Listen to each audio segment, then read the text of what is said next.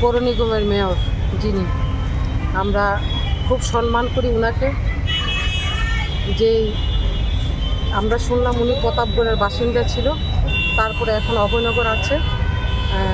মাধবী বিশ্বাস আমাদের মেয়রকে নিয়ে যে কুরুচিপূর্ণ কথাবার্তা বলেছে, সেগুলো আমরা সহ্য করতে পারছি না। তাই এখানে আমার জোনাল চেয়ারম্যানরা উপস্থিত, অন্যান্য কর্পোরেটররা উপস্থিত, সবাই মিলে আমরা সেই পদক্ষেপ নিতে এসেছি। সেখানে আমরা দরখাস্ত জমা দিচ্ছি।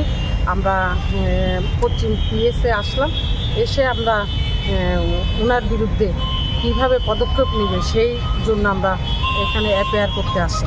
আপনি একজন মহিলা, আপনি একটা ভালো পদে আছেন, ওই মহিলাটা এরকম অকথ্য ভাষায় গালিগালাজ করেছে, মহিলা হিসাবে আপনি কি চোখে দেখছেন? মহিলা হিসেবে বলবো, ওনার নিজেরই সম্মান নেই, সেই হিসাবে করতে তো পারে, তো ওনার সম্মান নেই। আমাদের মেয়রকে নিয়ে এই মন্তব্য করেছে, আমরা মেয়ে হিসেবে আমরা সহ্য করতে পারিনি বলেই তো আজকে আমরা এই জায়গাতে আসলাম। কী ধরনের শাস্তি চান? আমরা চাই ওর উপযুক্ত শাস্তি কীভাবে করা যায়, এটা আইনগতভাবে তারা নিবে, আমরা কাজ আমরা করছি সেভাবে।